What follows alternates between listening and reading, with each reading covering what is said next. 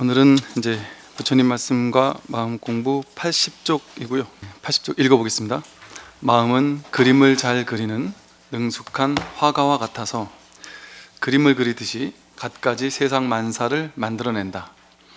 온갖 현상의 발생은 오직 마음의 나타남일 뿐이니 온갖 인과와 세계의 모습이 다 마음으로 말미암아 이루어진다. 화엄경에서 그 일체 유심조를 이제 설명하는 그런 부분인데요. 마음은 그림을 잘 그리는 능숙한 화가와 같아서 그림을 그리듯이 갖가지 세상 만사를 만들어낸다. 일체 모든 것은 이제 마음이 그려낸 그림이다. 그랬어요. 보통 이제 불교에서 마음 하면 이제 두 가지로 이렇게 편의상 나누어서 생각해 볼 수 있어요. 그 두 가지가 서로 다른 것은 아니지만, 이걸 이제 뭐 대승기신론에서는 일심 이문 이래서 마음은 하나인데 두 가지로 이렇게 문이 있다, 이렇게 두 가지로 나누어 설명해 볼 수 있다, 이렇게 설명했어요. 뭐 진여문과 뭐 생멸문 이렇게 얘기하기도 하고요. 뭐 중생심과 뭐 진여심 이렇게 얘기할 수도 있을 거예요. 또는 분별심과 무분별심 이렇게도 설명할 수 있어요. 그러니까 우리의 마음인데, 같은 마음인데 분별의 측면으로 쓰는 마음이 있고요, 또 무분별지의 측면으로 어떤 확인할 수 있는 마음이 있다. 이거에 쉽게 말하면 마음은 하나예요. 그 마음이 뭐냐면 물이란 말이에요. 물을 마음이라고 했을 때, 이 바다가 있을 때 바다가 물이잖아요. 바다인 측면이 있고 파도인 측면이 있다. 근데 바다는 하나잖아요. 바다는 하나인데 바다 위에 드러난 파도는 이제 서로 다른 모양을 가지고 있겠죠. 또 인연 따라 다른 모양을 막 그려내겠죠. 그리고 파도는 작은 파도 있고 큰 파도 있고 서로 이렇게 다른 것처럼 이제 보일 수 있죠. 바다도 물이고 파도도 물이에요. 한 마음이란 말이죠. 바다도 마음이고 물도 마음이란 말이죠. 즉 진여심도 마음이고 생멸심도 마음이에요. 그러니까 우리들의 분별심도 마음이고 무분별심도 마음이란 말이죠. 근데 이제 편의상 우리가 경전을 이해할 때는 이것이 분별심을 얘기하는 건지 혹은 무분별심을 얘기하는 건지를 좀 이렇게 구분해서 보면 이제 경전이 조금 더 경전에 대한 이해가 깊어지겠죠. 화엄경에서 말하는 이 일체유심조라는 것은 이제 진여심의 마음을 이제 뜻하는 거죠, 일반적으로는. 그래서 이 세상 모든 것은, 만물은 마음 위에서 드러난다. 마음 위에서 드러난다. 바다 위에 파도가 치듯이 파도가 전부 다 우리들의 물질적인 몸, 마음, 느낌, 의지, 의식, 이게 다 파도고요. 나와 세상, 만물, 삼라만상, 우주, 빌딩, 보이는 모양 있는 일체 모든 것, 모양 있고 모양 없는 일체 정신적인 물질적인 일체 모든 것들, 인연 따라 생겨나고 인연 따라 사라지는 모든 것들, 그걸 이제 불교에서는 만법 이렇게 얘기하기도 하고, 이 일체 삼라만상 모든 것들, 그것은 마음 위에서 드러난단 말이죠. 마치 바다 위에서 다양한 파도가 치듯이 마음 위에서 이 세상 모든 것이 건립된다는 거예요. 마음에서 왔다 간다. 이 말은 다르게 말하면, 여러분도 마음이 있잖아요. 저도 마음이 있고 2500년 전에 석가모니 부처님도 마음이 있었을 것이고, 갓난애기도 마음이 있고 고양이 강아지에게도 마음이 있겠죠. 그런데 여러분이 가지고 쓰고 있는 그 마음하고 제가 쓰고 있는 마음하고 2500년 전에 석가모니 부처님이 쓰고 있던 마음하고 다른 마음일까요? 다르지 않은 마음이란 말이죠. 그게 불교에서 말하는 불이법이죠. 불이법, 한마음, 일심 이러잖아요. 집집마다 일심 이렇게 표구해가지고 많이 걸어놨더라고요. 뜨개질, 옛날에 저 어릴 때 보면 어르신들이 뜨개질로 일심하고 옆에 대나무 그림 그려가지고 집집마다 가면 없는 게 없어요. 그게 집집마다 있는 일심이 놀라운 일이에요. 집집마다 어떻게 일심이 붙어 있을 수 있을까요? 어떻게 알고? 이 마음이 한 마음인 줄 어떻게 알고? 이 오은우주 삼라만상 전체가 한 마음이라니까요. 마음 하나뿐이에요. 여러분 마음도 이 한 마음이고, 제 마음도 한 마음이고, 석공환이 부처님의 마음도 한 마음이고, 중생심과 부처님의 마음이 동일한 한 마음이란 말이에요. 그러니까 번뇌 즉 보리, 이렇게 말을 해요. 번뇌는 중생심이 번뇌잖아요. 번뇌망상이잖아요. 번뇌가 곧 보리, 깨달음이란 말이에요. 부처마음이라는 거예요. 색 즉 시공, 색이고 공이라는 거거든요. 색은 모양의 세계잖아요. 공은 진실을 의미하는 것이고, 둘이 아니라는 말이거든요. 그런데 이 마음, 우리의 이 일심, 이게 진짜 자기 마음, 이게 우리의 본질이에요. 그러니까 우리는 TV 자막에도 많이 나오잖아요. 나는 누구인가? 여기는 어디인가? 약간 멘붕 오면 그러잖아요. 자주 멘붕이 와야 돼요. 그 내가 누구지? 내가 있는 여기는 어딜까? 내가 죽고 나면 어디로 가는 거지? 내가 태어나기 전에는 어디 있던 거지? 나의 진짜가 뭘까? 나의 본질이 뭘까? 그러니까 이게 궁금하지 않을 수가 없는 게, 어릴 때 나와 지금의 나는 많이 달라졌거든요. 그러니까 외모만 달라진 게 아니고 이 세포만 달라진 게 아니라 성격도 많이 바뀐 사람도 있죠. 그죠? 성격이 완전히 바뀐 사람이 있어요. 제가 학교 다닐 때 기억이, 얘기해도 이걸 혹시 듣더라도 누군지 모를 테니까, 제 후배 중에, 우리 이제 동아리 후배 중에 성격이 개떡 같은 친구 하나 있었어요. 성격이 너무 더러워서, 야, 너는 진짜 넌 얼굴만 이쁘면 뭐하니? 성격이 개떡 같다. 이렇게 남들이 성격 진짜 더럽다 진짜. 어떻게 저런 성격이 저럴 수가 있냐 하고 다들 좀 싫어한다 할까, 이렇게 그런 것도 내색은 못하고 다들 좀 별로 이렇게 안 좋아했어요. 너무 고집이 세고 자기 생각만 그냥 고집하고, 그래서 다들 좀 별로 안 좋아했어요. 근데 제가 깜짝 놀랐습니다. 이 친구가 방학을 보내고 와서요, 근데 어떻게 사람이 이렇게 갑자기 변할 수 있지? 되게 놀라웠어요. 좀 충격적이었어요. 이게 사람이 이럴 수도 있구나. 되게 놀라웠어요. 방학을 딱 보내고 왔는데 뭔 일이 있었나 보죠 아마. 완전 성격이 달라졌어요.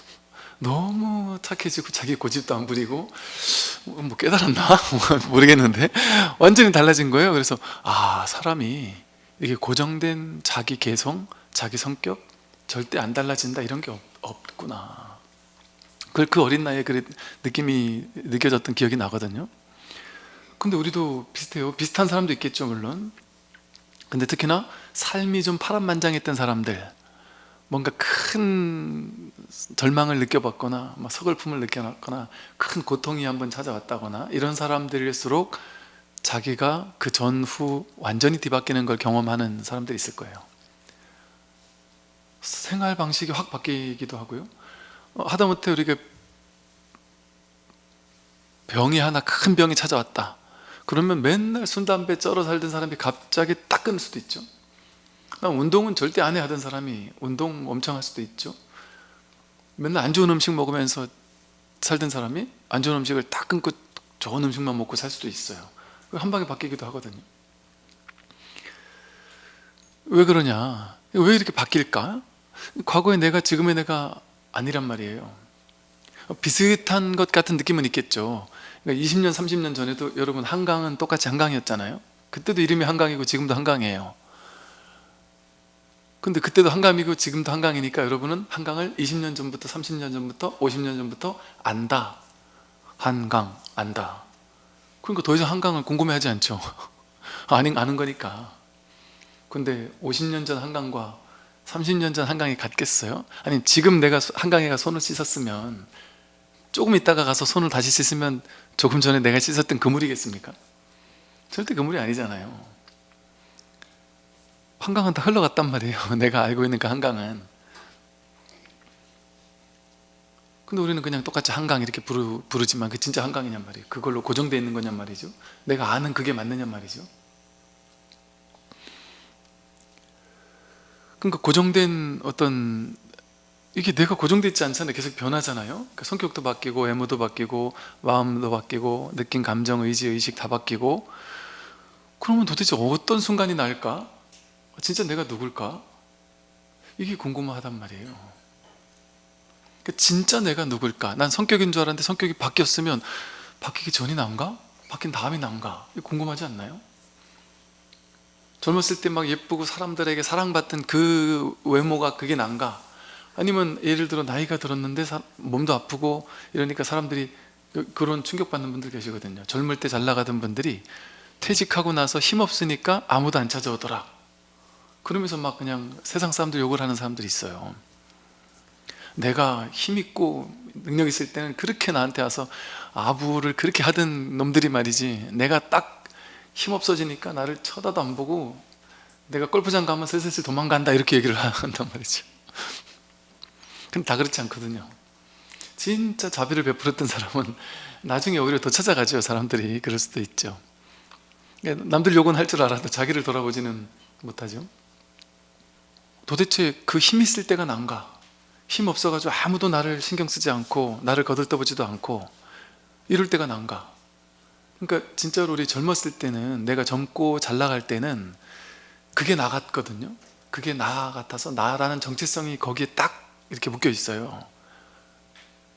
그래서 사람들이 나를 약간 괄시하는 것만 봐도 욱 하는 마음이 올라올 수 있어요. 야, 저 사람이 내가 누군지 알고 저렇게 괄시하지? 그러니까 보통 이제 처음 보는 사람을 만나면 우린 대부분 이제 명함을 주든지 아니면 내가 누군지를 일단 어필을 해야 되잖아요. 어필을 해야 돼. 내가 뭐 하는 사람이고 누구 어떤 사람이다. 왜? 어필을 해야 이제 나를 무시 안 하니까, 나를 존중할 거니까, 이런 느낌적인 느낌을 가지고 있단 말이죠. 그러니까 이제 내가 누군지 내 명함에 적힌 거를 막 읽는단 말이죠. 그런데 그걸 나라고 생각하는 사람들은 나중에 그 명함에 적히는 문구들이 사라졌을 때, 그거 잠깐 적히는 거잖아요. 젊고 생생했을 때 뭐 어느 대학 나왔다, 뭐 어느 회사를 다니고 어느 직함에 있었다, 그거 뭐 한창 잘 나갈 때 그때 잠깐 명칭이지. 그것이 그 잠깐 명칭이잖아요. 그 영원한 게 아니죠. 근데 그건 반드시 사라지거든요. 근데 사라질 때 그걸 나와 동일시하던 사람은 너무 오랫동안 거기서 헤어나오질 못해요. 제가 군에 있을 때 어떤 장군분이 진짜 소박하고 소탈하고 그냥 너무 그냥 전혀 장군이라는 상이 없는 그런 분이 계셨는데, 당신 꿈도 되게 소박해서, 꿈이 당신은 그냥 어디 시골에 가서 작은 아파트 이제 관리인 같은 거 하면서 이렇게 왔다 갔다 청소도 하고, 그러면서 아파트 사람들이 이렇게 보면은 와, 아파트가 관리소장님 모시고 너무 깨끗해졌어요 이러면서 아파트 사람들하고 막 이런저런 농담 주고받으면서 그러고 노후를 보내고 싶다 뭐 그러더라고요. 그런데 이제 또 어떤 분들은 그런 분도 있죠. 이게 전역한 지 한 30년이 지났는데도 여전히 어디 가서 나를 이제 장군님하고 불러야 되는 거예요. 뭐 그것을 뭐 탓한다기보다도 그렇게 어떤 과거에 우리는 그걸 나와 동일시하는 거죠. 한번 그거면 영원히 그거라는 어떤 생각을 하죠. 근데 이게 이제 어떤 실체적 사고방식일 경우에 이럴 수밖에 없거든요. 뭐 이건 제가 이제 뭐 그냥 비교하기 위해 하는 거예요. 뭐 비난하는 건 아니고요. 제가 이제 친한 신부님과 대화를 나누다 보니까 그럴 수 있겠구나. 기독교는 약간 하나님은 절대잖아요. 절대고 이게 선악이 딱 분명하고 이게 나뉘는 어떤 이런 게 명확하다 보니까 인연 따라 사람이 신부님이 됐다가 신부님 아닌 사람도 됐다가 이런 게 아닌 거예요. 한 번 신부님이 되면 신부님이라는 그 어떤 영원성, 절대성, 그게 그 사람에게 이미 딱 주어져 버린 거예요. 그래서 신부님이 이제 뭐 약간 사고를 쳐가지고 나갈 일이 있어도 이제 슥 하면서 조용히 나가더라도 본인은 어쨌든 신부인 거예요. 공식적인 건 잘렸더라도 일단 신부라는 거 어떤 이게 유지가 된다고 그러더라고요. 그래서 이게 이제 문화적인 어떤 차이, 어떤 이게 불교랑은 좀 차이가 있구나. 불교는 그런 게 아니거든요. 여러분이 그 머리 휙 감고 승복 입으면 스님이에요. 물론 이제 그것도 이제 나름 절차가 있지만 부처님 당시에는 그랬어요. 사실은 지금은 막 온갖 절차가 있잖아요. 행자 교육 받아야 되고 뭐 스님한테 은사 스님한테 뭐 교육 받고 뭐 여기다가 뭐 이렇게 불로 지지고 뭐 해야 되잖아요. 부처님 당시에는 그냥 평범한 사람이 부처님 저 출가하겠습니다. 그럼 부처님이 오라 비구요. 그래 잘 왔다. 근데 이제 스님이다. 그럼 그 스님인 거예요 그냥. 그 간단하게 심플하게 그냥 갑자기 원무 스님이 돼버리는 거예요. 그럼 스님 생활 하다가 부처님 경전에 나오는 얘기거든요. 부처님 제가 아무래도 우리 집에 있는 예쁜 마누라가 생각나서 도저히 스님 생활 못하겠습니다. 그래 가라 열심히 살아라. 그럼 이제 그러고 휙 가버리는 거예요. 누구도 원망하지 않아요. 욕하지 않아요. 거기 갔나 보다 이렇게 생각해요. 그런데 우리는 그러고 나서 또 오면 좀 괘씸하잖아요. 엄마가 말이지 지가 갔을 땐 가고 또 지 아쉬우니까 또 왔다 이러잖아요. 그거를 아내가 보고 싶어가지고 왔다 갔다를 7번을 반복한 비구가 있었어요. 왔다 갔다 7번을 했다가 8번째 들어와가지고 아라한이 됐어요. 불교는 이게 무슨 말이겠어요? 그 사람에게 출가자라는 뭐 수행자라는 어떤 고정된 정해진 실체 이런 게 없어요. 실체적인 어떤 그런 요건 이런 게 없어요. 자아가 없으니까. 나라는 실체적 자아 이런 게 없어요. 브라만 부처님이 그거 깨면서 등장한 게 불교거든요. 인도는 브라만, 크샤트리아, 바이샤, 수드라, 불가축, 천민에서 명확하게 계층이 나뉘거든요. 근데 부처님은 그런 거 없다. 어떻게 사람이 계층이 나뉠 수가 있느냐. 태어난 태생을 가지고 계층이 나뉘거든요. 인도는. 그 어떻게 그런 게 있을 수 있느냐. 그런 거 없다. 그렇게 말만 해도 지금도 그렇게 말하면 좀 충격적이거든요. 지금도 어쨌든 그걸 깨려고 막 하지만 이게 잘 안 깨진단 말이에요. 지금도. 근데 2500년 전에 그걸 깬다는 거는 상상 불가한 일인 거예요. 되게 부처님이 진짜 배포가 센 분인 거예요. 그 당시 사회에서 이건 충격적인 일인 거예요. 그 인도 사람들의 그 정신세계 속에서 2500년 전에 말도 안 되는 거거든요. 근데 부처님 사촌 동생 왕자들이 왔을 때 왕자 머리 깎아주려고 왕자가 출가하니까 이제 궁에서 머리 깎아주려고 이발사까지 같이 대동해서 보낸 거죠. 근데 그 이발사가 와서 보니까 나도 출가를 하고 싶은데 보니까 이거 나 같은 천민들도 있단 말이에요. 그 부처님 죄송합니다만 저도 같이 해도 될까요? 이랬더니 당연히 되지. 그래서 우팔리 존자를 오늘 머리 깎여서 스님을 만들고 절제반에는 이게 나이, 계급, 계층 다 필요 없어요. 먼저 머리 깎은 게 선배거든요. 그러니까 우팔리 존자를 먼저 머리 깎이고 그 다음날 왕자들 머리 깎아버렸어요. 그래서 왕자들한테 우팔리 존자가 너희들의 사형이다. 사형을 잘 모셔라. 그리고 우팔리 존자가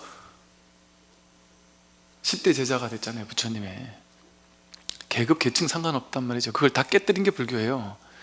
이 말은 사람들에게는 그 어떤 절대성이 없다는 거예요. 고귀한 사람으로 태어난 사람 그런 거 있을 수가 없어요. 그럼 뭐가 그 사람을 고귀하게 만드느냐? 그 경전에 나오는 말이 우리 읽어봤죠. 지난 시간에. 행위가. 아무리 어떤 계층에 있어도 생각하고 말하고 행동하는 게 청정하고 반듯하면 그 사람이 성인이고, 아무리 위대한 계층에 있어도 속이 청정하지 못하면, 신구의 삼업이 청정하지 못하면 그 사람은 속입니다. 그게 불교거든요. 그러니까 상을 깨는 게 불교예요. 근데 이제 어찌어찌 하다 보니까 이게 인도에서의 그 출가 전통, 그걸 그냥, 불교는 기존에 있는 전통 문화를 깨뜨리고 등장하는 종교가 아니라 그걸 다 허용하는 거예요. 그러니까 인도에서는 출가제도 그대로 따랐고, 중국, 한국 와가지고는 산신도 그냥 받아들여주고, 독성도 받아들여주고, 바닷가 가면 용왕각도 있고요. 별 알고 준 게 다 있어요. 오케이. 다 이렇게 깨뜨리지 않는단 말이에요. 그러다 보니까 이제 그 당시 출가의 전통, 그리고 그게 그 당시 상당히 유효했으니까 그런 전통을 받아들인 것 뿐이죠. 근데 불교는 상을 깨는 종교인데 성직자들 가운데 가장 상이 센 종교가 불교예요. 또 목사님 신부님들은 요거 로만 칼라 같은 거 싹 빼면은 그냥 민간인 같거든요. 그 우리 군에 있을 때 군종 장교도 목사 신부 스님들 보이면 이게 군복 있을 땐 똑같지만 이렇게 딱 자기 성직자 옷 입고 있다가든 이렇게 그분들 요거만 딱 빼면 그냥 양복 같아가지고 뭐 그냥 어디 식당 가서도 별 티가 안 나는데 우리는 뭘 어떻게 할 수가 없는 거예요. 이게 너무 확 티가 나니까. 그 머리까지 깎고 이러니까 이게 성직자라는 상이 엄청나게 이게 세지 않을 수가 없는 거예요. 왜? 중생세간은, 아니 스님들도 중생 아니에요. 중생세간은 이 보이는 모양 이거 되게 많이 휘둘리거든요. 되게 많이 끄달리거든요. 이게 참 어찌 보면 아이러니죠. 상을 깨는 종교에서 스님들이 상이 확실히 일반인과 확 달라버리는 불이법이 아닌 것 같은 뭐. 근데 이제 그거는 하나의 문화죠. 문화로 받아들이면 돼요. 거기에 그런 실체가 있다고 생각하면 절대 안 돼요. 왜 제가 이런 얘기 자꾸 많이 하느냐면요, 제가 출가 전에 그랬거든요. 출가 전에 나 같은 사람이 뭐 이런 생각을 많이 했어요. 그런데 제가 깜짝 놀랐다니까요.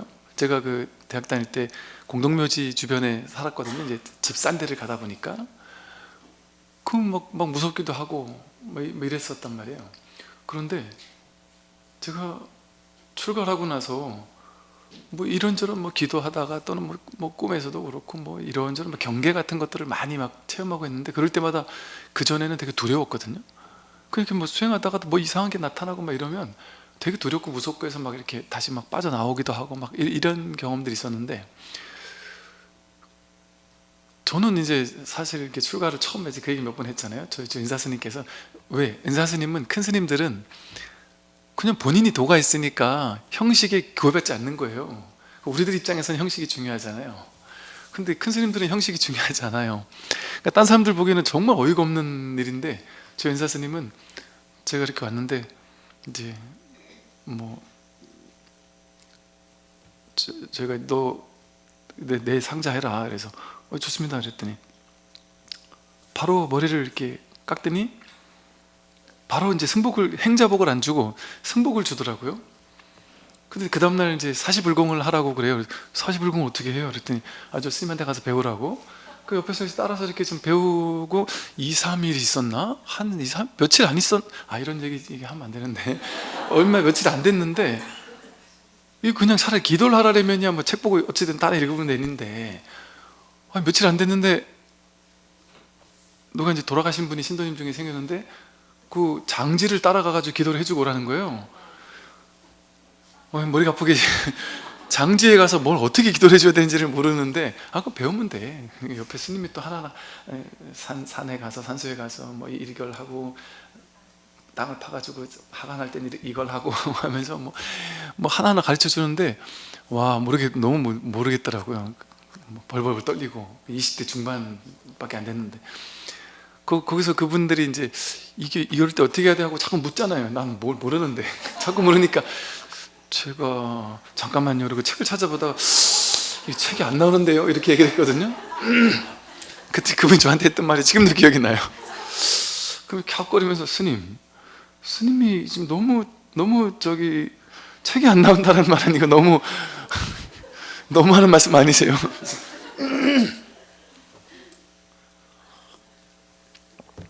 근데 이제 우리 절에서만 그랬던 거죠. 이제 대외적으로는 이제 행자인데, 절에서는 그냥 스님처럼 해서 절에서 스님 뭐 이렇게 다 스님처럼 생활했어요.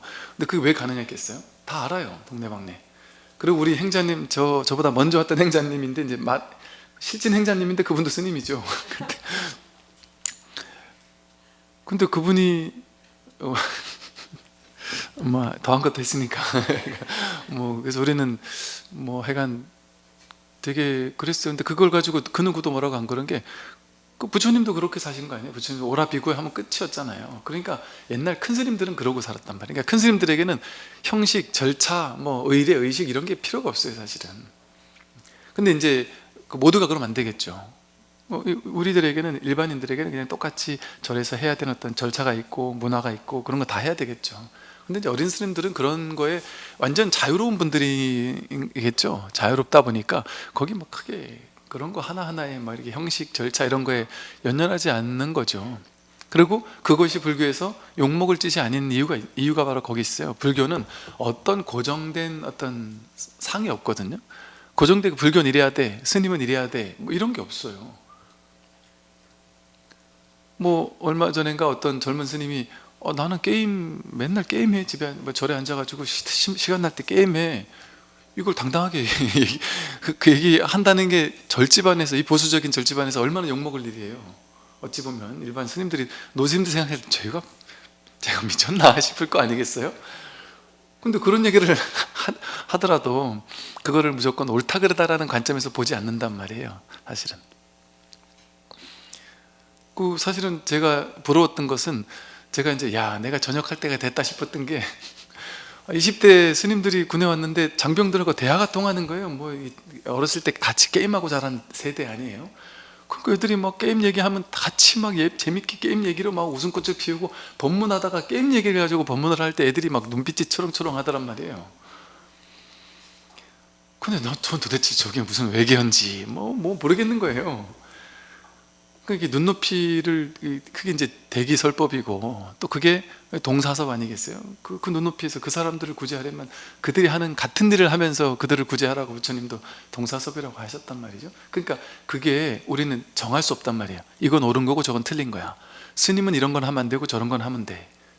또 올바른 사람은, 뭐 이런 걸 하는 사람은 올바르고 저런 거 하는 사람은 올바르지 않아. 나는 이런 사람이고 나는 저런 사람이 되면 안 돼. 이런 거 있잖아요. 정해진 거. 정해진 고정된 실체가 있느냐? 없습니다. 부처님도 계율을 어떻게 만들었어요? 고정된 법칙이 있으면 처음부터 딱 세팅해서 만들어 놓겠죠, 법을. 근데 부처님 그렇게 안 만들었어요. 중구난방이라니까요. 그때 만들었잖아요, 계율을.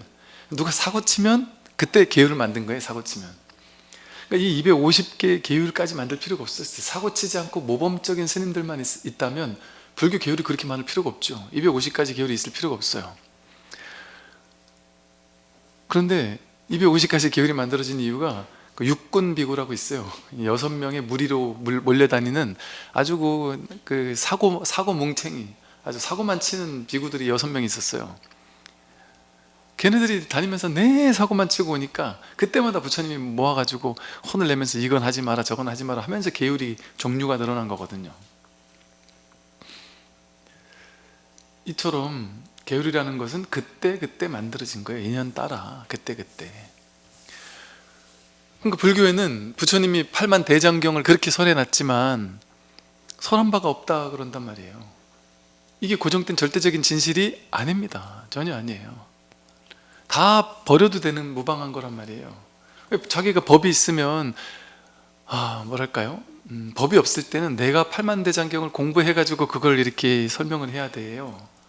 근데 내가 법이 있어버리면 8만 대장경이 다 버려도 괜찮아요. 입만 열었다 하면 법이 드러나니까. 부처님이 입만 열었다 하면 그게 다 법인 거 아니에요. 어떤 책 제목에 보니까 나는 뭐 붓을 던지기만 해도 그림이 된다 뭐 이러던데, 부처님은 입만 열었다 하면 법문이 되잖아요. 사람들이 어떤 얘기를 하더라도 거기 맞춰서, 그러니까 저 법륜스님만 해도 어때요? 그냥 아무나 뭐 뭔 질문이라도 해라, 그냥 얘기한단 말이에요. 그러니까 그게 불교지. 어떤 고정된 불교는 이런 거야 라고 정해진 어떤 언어 개념으로 불교를 정할 수 없어요. 경전 속의 불교의 진실을 가둘 수 없어요. 법이 있으면 이렇게 얘기해도 좋고 저렇게 해도 좋고, 또 방편으로는 이렇게 얘기해도 좋고 저렇게 해도 좋고, 그러나 방편이 아닌 자리에서 본다면 아무리 근사치로 가깝게 법을 설했어도 다 틀린 거예요. 깨려고 생각하면 싹 다 틀린 거예요. 왜? 말은 올바를 수 없는 거예요. 말의 낙처가 중요한 것이지. 그러니까 불교에서 적어도 이 불교 공부하는 데서는 옳으냐 그르냐, 맞냐 틀리냐, 어떤 언어, 어떤 개념 교리화시켜서 딱 고정시켜가지고 이것만이 진리야 해서 믿고 이런 게 있어서는 안 되는 거죠. 이처럼 불교라는 개념 자체가 어떤 것도 고정된 실체 이런 걸 부여하지 않아요. 그러니까 실체적 자아 이런 관념이 없는 거예요. 내가 없어요. 정해진 게 없어요. 근데 그게 진짜거든요. 자기 삶을 생각해 보면 정말이잖아요. 내가 도대체 어느 게 나지? 나는 때로는 못됐기도 하거든요. 나는 때로는 착하기도 하거든요. 나는 때로는 누군가를 막 도와주는, 아까워하지 않고 막 도와주는 자비로운 사람이거든요. 근데 또 어떨 때 보면 되게 욕심 많은 사람이거든요. 뭐가 날까? 이거 궁금하지 않나요? 신기하지 않나요? 그래서 여기 궁금해야 되는 거예요. 왜 이 진짜 자기는, 그러니까 불교가 그냥 아예 결론을 먼저 딱 설명해 주는 이유가 법이 어떤 것이다 이렇게 얘기를 해준 반야신경에 불생불멸, 불구부정, 부중불감 결론을 먼저 얘기해 준단 말이에요. 여러분의 진짜 본 마음은, 진짜 진실은, 진짜 내가 누구냐, 진짜 나는 불생불멸이다. 생겨나지도 않고 사라지지도 않는다. 그러면 이건 아니잖아요. 불생불멸이 안 맞잖아요. 이거는 얘는 생멸하잖아요. 얘는 생겨났다 사라지잖아요. 불생불멸 아니란 말이에요. 그럼 이거는 불생불멸 아니네. 그럼 불교는 전부 다 법을 얘기하는 거잖아요. 법이 뭐예요? 진실이잖아요. 진실. 내가 누구냐, 세상이 무엇이냐, 이게 진실이잖아요. 진짜 내가 누구냐, 불생불멸이라는 거잖아요. 그럼 이건 불생불멸이 아니네요. 그죠? 그럼 이건 내가 아니잖아요. 느낌, 불생불멸이 생겨났다 사라지잖아요. 느낌 왔다 가잖아요. 생각 왔다 가고, 의지, 의식 다 왔다 가잖아요.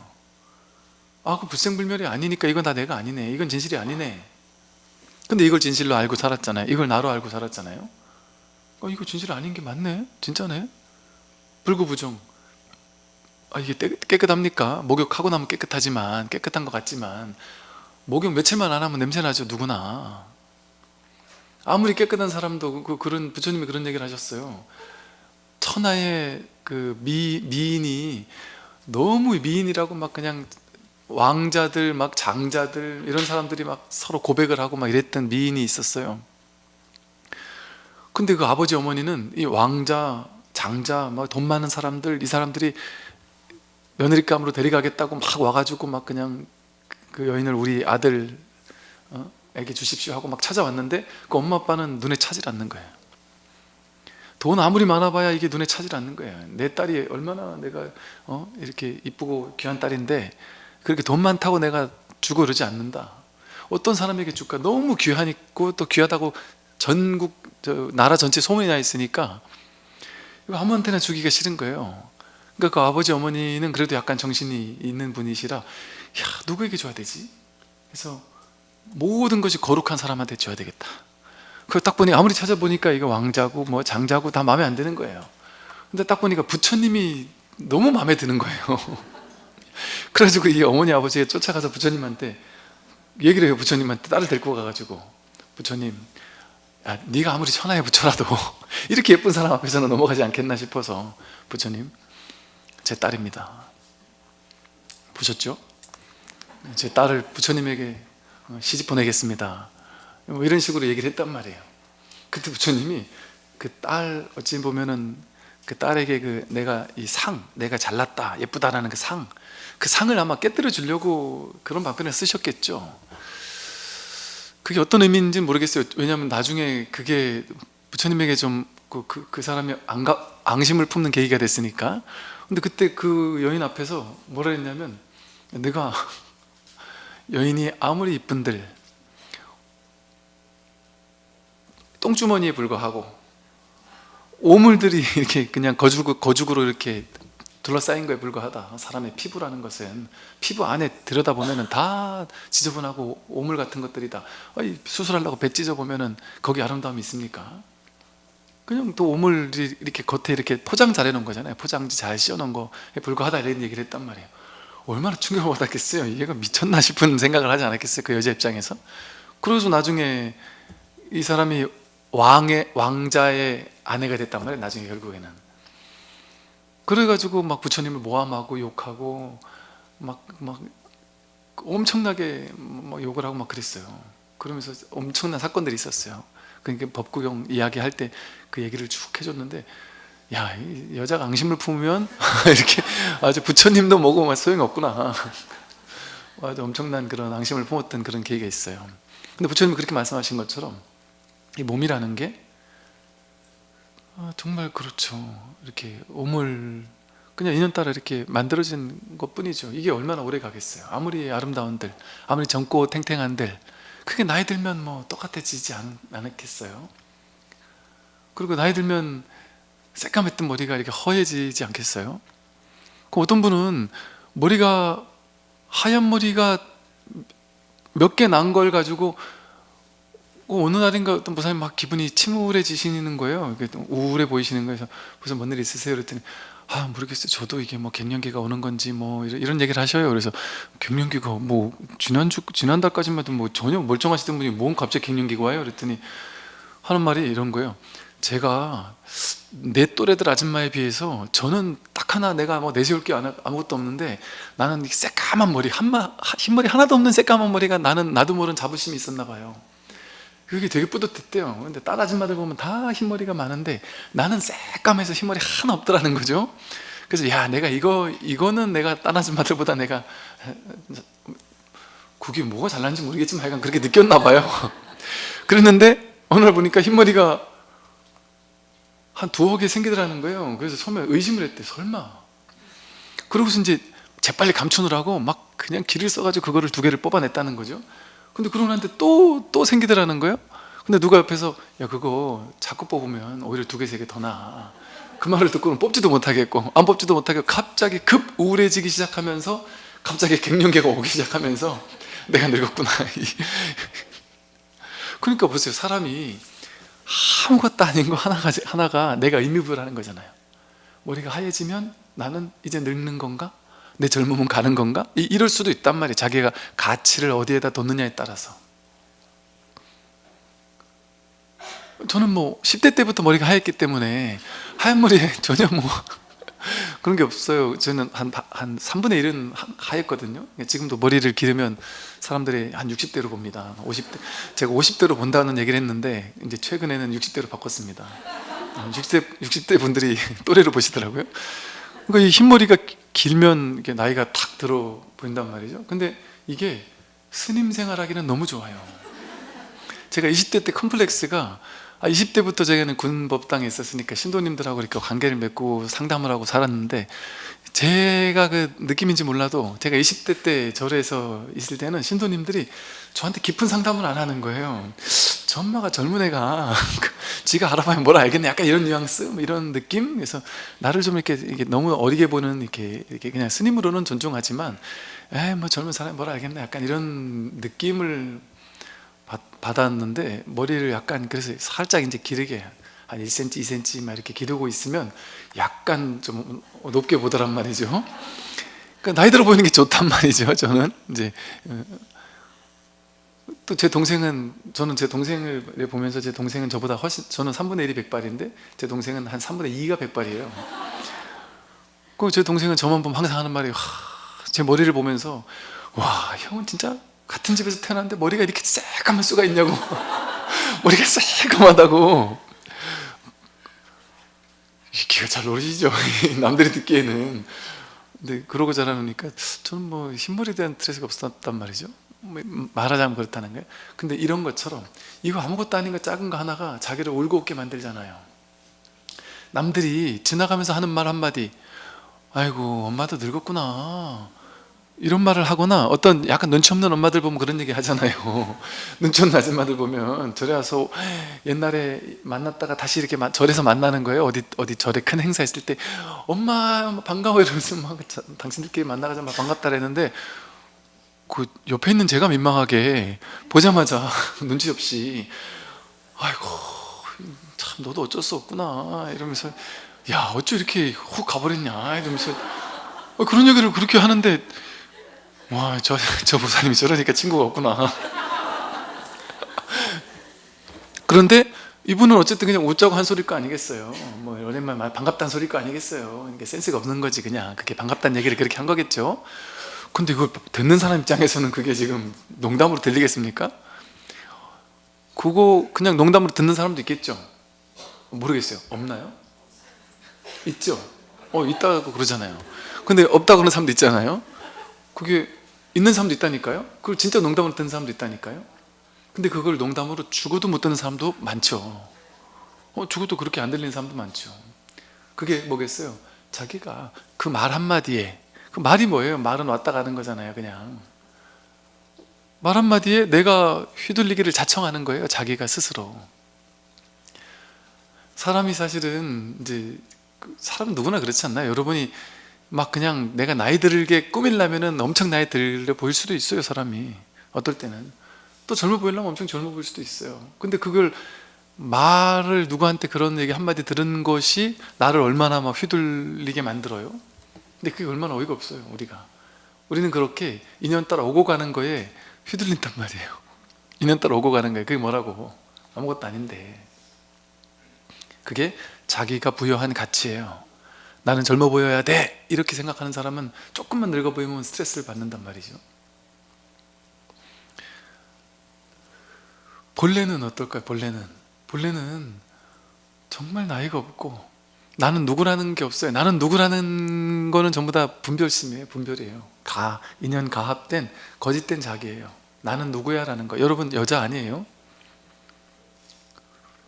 남자다 여자다 그런 게 그 생각할 때만 일어나잖아요. 진짜로 생각할 때만 나는 여자야 이러잖아요. 또 생각할 때만 나는 뭐 나이 들었어 이러잖아요. 생각 없으면 나이가 있습니까? 나이 생각 안 하고 살잖아요. 평소에 그냥 나이 생각 안 하고 살아요. 그러다 문득문득 누가 나이 얘기할 때만 그냥 내가 나이 그래 됐나? 이러는 거지. 나이가 없어요. 사실은 한 생각 일어날 때 나이가 등장해요. 그럼 그게 어떻게 진짜예요? 그리고 기억상실이 와서 나이를 잊어버렸다, 아니면 옛날 어르신들 보면 나이를 몰라요 잘. 그래서 저희 아버님만 해도 그러시거든요. 당신 나이를 당신이 잘 모르세요. 그래서 아버님 친구분들을 보면요, 옛날 제가 어릴 때 아버님 친구분들을 보면 이 친구 만나도 친구고 저 친구 만나도 친구고 저 친구 만나도 친구고 다 친구여서 분쟁을 삼더라고요. 아버님 때문에. 한 10살 위아래가 다 친구예요. 이 사람한테는 나 50이야 이랬다가 저 사람한테는 나 60이야 이랬다가 막 왔다 갔다 하세요. 나중에 와서 야 너 안 되겠다, 나 정체를 밝혀라. 그러면 내가 그 주민등록상은 몇 살로 돼 있는데 부모님이 어릴 때 돌아가셨는데 그 부모님의 말을 전해 들었던 어떤 친척이 나한테 해준 얘기를 들어보면 그때 부모님이 당장 태어나자마자 주민등록을 올리질 못해서 몇 년 있다가 올렸다더라. 근데 그게 누구 말 들어보니까 한 3, 4년 있다 올렸다는 얘기도 있고, 또 어떤 친척 얘기로는 한 7, 8년 있다 올렸다는 얘기도 있고, 막 이러니까 당신도 모르는 거예요 그냥. 그럼 당신이 정확히 몇 살인지 모르세요. 엄밀히 말하면 모른다 그러시더라고요. 근데 그 어느 정도를 모르시는데, 그러니까 대략 10년 왔다 갔다가 인 건 분명해. 10년 왔다 갔다 한 건 분명한데 그 구체적인 연도는 모르겠다고 그러신 분들 계시거든요. 그 사람 나이가 몇 살일까요? 우리 보너스로 올해 나이가 젊어졌잖아요. 올해 뭐 어디 인터뷰를 하자고 인터뷰를 하는데 제가 분명히 작년인가 그 작년에 제 나이를 이렇게 인터뷰에 그 나이를 썼거든요. 그때 인터뷰할 때. 근데 올해 인터뷰를 하는데 또 그 나이 쓴 거예요. 거의 욕먹게 생겼는데 보니까 이게 저는 그냥 몇 년생이냐고 하도 물었으셔서 얘기를 했더니 그 나이를 적으셨더라고요. 그거 보니까 야 내가 이렇게 젊었구나. 그래서 나가 없어요. 내가 나라고 생각하는 그 모양, 그는 자기 분별이에요. 근데 이게 정말이에요. 자기가 나이 없는, 그러니까 내가 나라고 할 게 있다, 나를 뭐라고 여기는지를 쭉 써보란 말이에요. 나이, 뭐 외모, 뭐 재산, 뭐 학력, 배경, 뭐 나의 부모님, 내가 태어난 곳, 이런 걸 쭉 적을 수 있잖아요. 그게 나냔 말이에요. 그 다 왔다 가는 거잖아요. 다 인연 따라 왔다 인연 따라 가는 거거든요.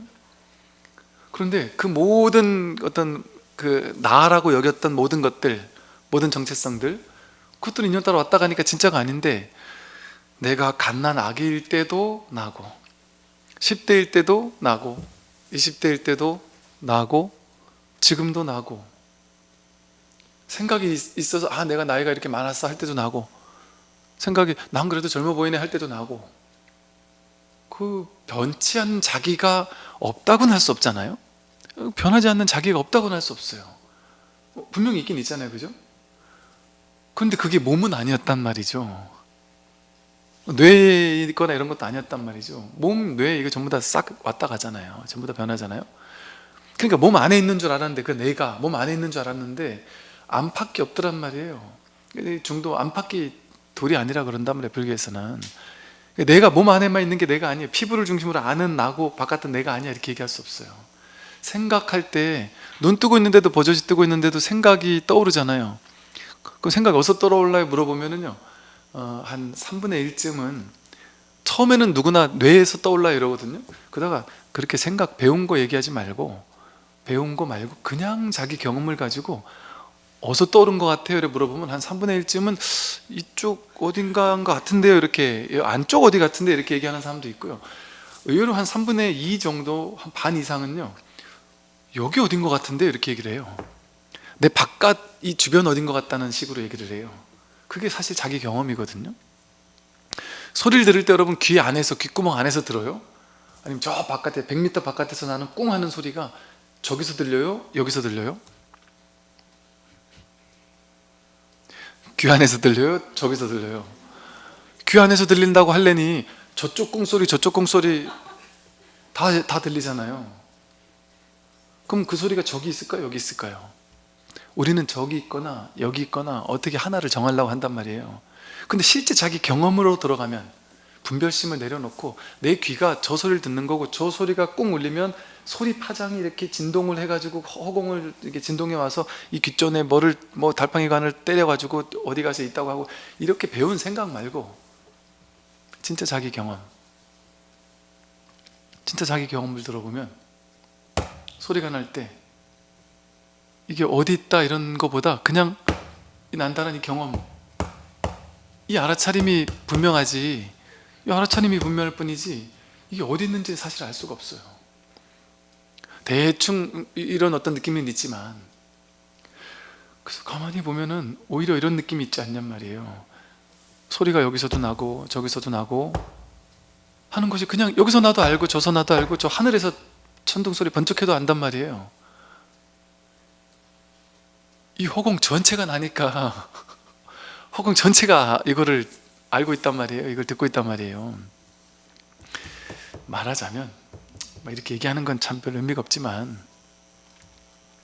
그래서 그럴 수 있는 가능성에 우리가 마음을 열어보자는 거죠. 진짜 자기 경험, 우리는 지금까지는 생각을 믿고 살았지만, 배운 것을 믿고 살았지만, 그 배운 거 말고 진짜 자기 경험, 진짜 자기 경험을 통해서 진짜를 보는 거. 진짜를 볼 때는 머리를 가지고 보면 안 되는 거예요. 실제 자기 경험을 보는 거예요. 그러면 진짜 나는 나라고, 이 몸을 나라고 했다, 이거는 생각이잖아요. 근데 진짜 자기 경험은 뭐예요? 눈을 감고 이렇게 가만히 있으면 나라는 것을, 내가 거울에서 많이 보던 익숙하던 그 외모, 그거를 이미지로 그려놓고 그걸 나라고 이렇게 생각하잖아요. 근데 그건 생각이죠. 근데 단순히 눈만 감고 가만히 앉아 있어서 내가 누구지 하고 이렇게 바라보면 그 모양이 보입니까? 직접 자기 경험으로 보면, 거울 없이 직접 자기 경험으로 자기를 이렇게 바라보면 그 모양 안 보이죠. 남자거나 여자의 모양 안 보이죠. 거울에 비치던 그 모양 안 보이죠. 실제 경험되는 건 뭐가 경험돼요? 얼굴이라고 내가 이름 붙인 어디를 이렇게 경험하면, 얼굴이란 건 모르겠는데 그냥 여기 어딘가에서 뭔가 이렇게 따끔거리고 뭐가 이렇게 들락날락하고 어떤 열기도 느껴지는 어떤 이런 뭔가가 알아차려질 뿐이죠. 몸의 열기 같은 게 이렇게 알아차려질 뿐이고, 엉덩이 이렇게 무게감 같은 게 알아차려질 뿐이고, 그러다가 어때서 소리가 나면 그 소리가 알아차려질 뿐이고, 그러면 내 몸에서 꼬르륵 하면 꼬르륵 소리가 알아차려지기도 하고, 그러면 보세요. 내 몸에서 꼬르륵이 알아차려졌어요. 근데 요 바로 앞에 이렇게 앉아 있는데 요 위에 강아지나 고양이가 내 위에 앉아 있었다. 그럼 강아지나 고양이 뱃속에서 꼬르륵을 많이 했다. 그러면 눈을 감고 가만히 그냥 관하고 있을 때 그 소리가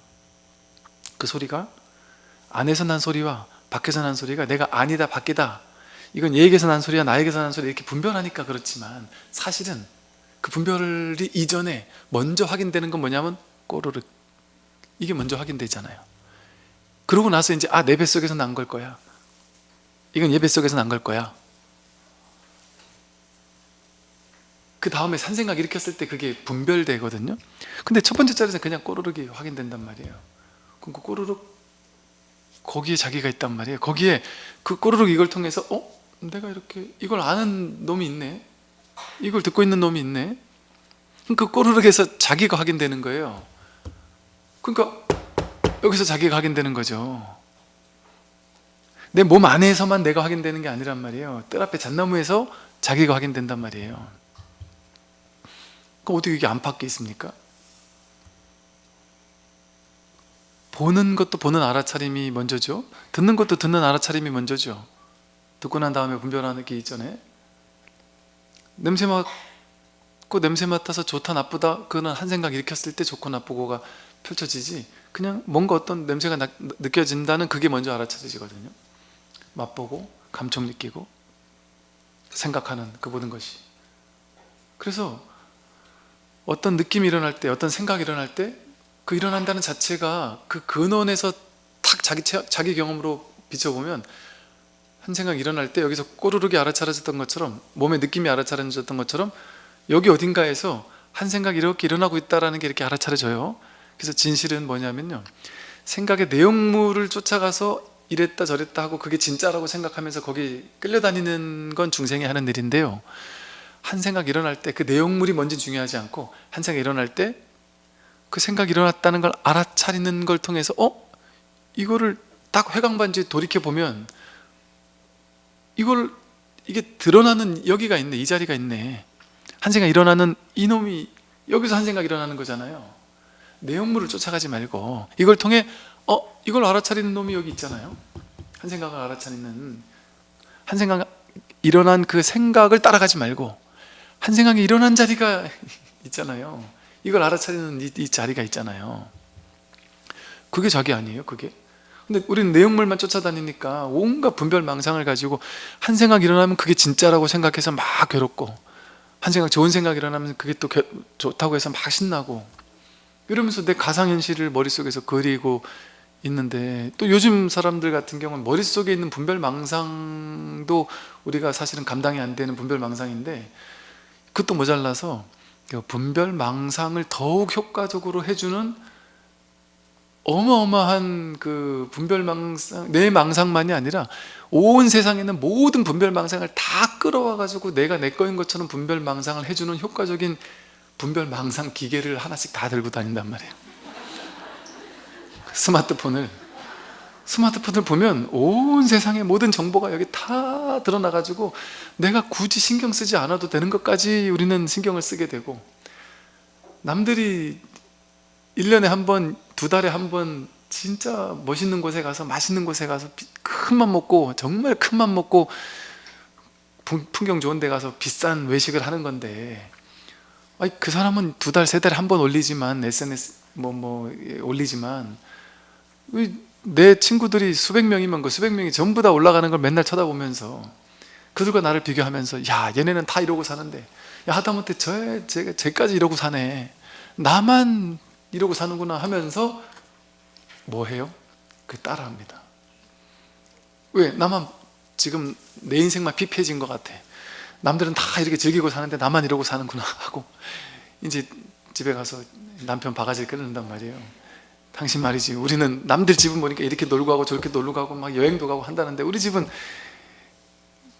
이럴 수도 있다는 거죠. 뭐 다 그런다는 게 아니라, 그러면서 이게 비교 분별을 계속하게 만드는 이게 비교 분별의 기계에 하루 종일 눈을 떼지 않는단 말이에요. 길을 걸을 때도 얘와 함께 걷고 모든 걸 할 때 얘와 함께 있으니까, 이거는 보기만 하면 무조건 분별망상에 스트레스를 받는 기계예요, 얘가 사실은.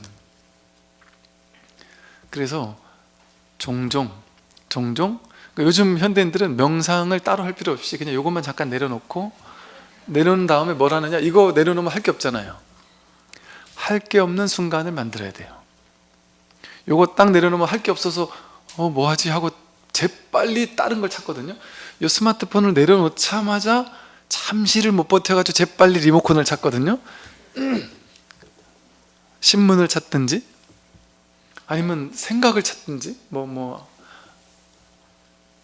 이 갭이 너무 짧지 않나요? 내려놓자마자 자동 반사적으로 스마트폰에 계속 생각이 끌려 있다가 이걸 내려놓자마자 곧장 뭐하지? 뭐라도 해야 된단 말이에요. 그냥 있는 시간이 없어요. 뭐라도 하는 시간은 분별하는 시간이거든요, 주로. 그건 단순히 그냥 가만히 있는 시간이 없어요.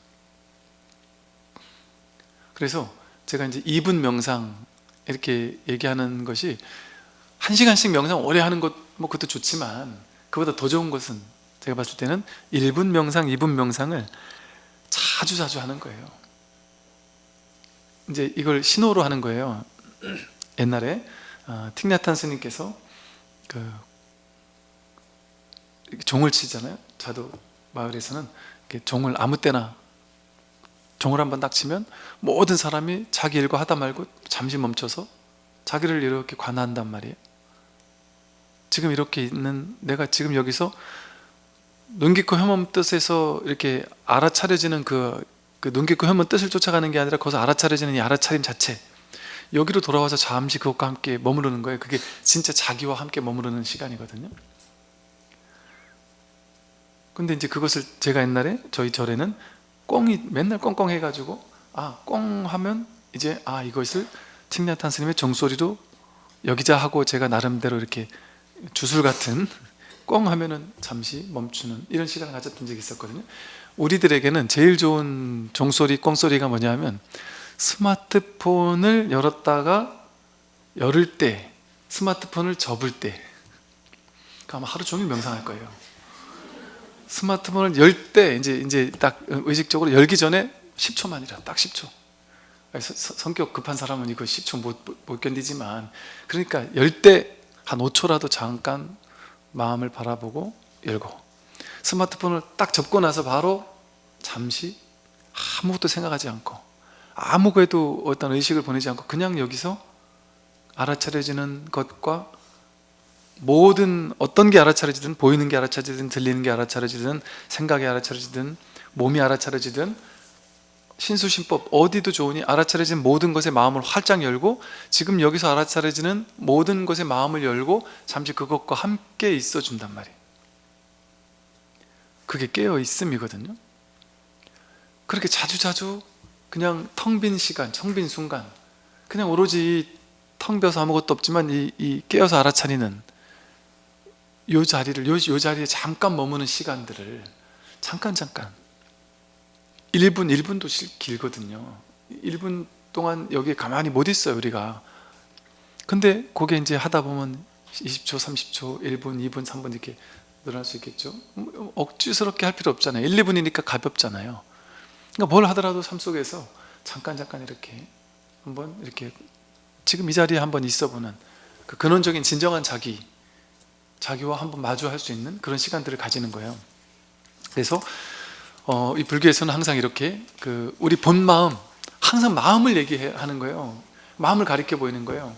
이걸 직지라 그래요. 곧바로 가리켜 보인다. 자기 마음을, 자기 진실을. 이게 우주의 진실이고, 이게 진리를 찾는 것이고, 이 공적영지한 이 본마음, 여기에 늘 관심을 기울이고 살 수 있도록 다양하게 이끄는 거예요. 불교의 모든 방편들은. 그러니까 다 이거 하나예요. 이 하나의 공부예요, 전부 다.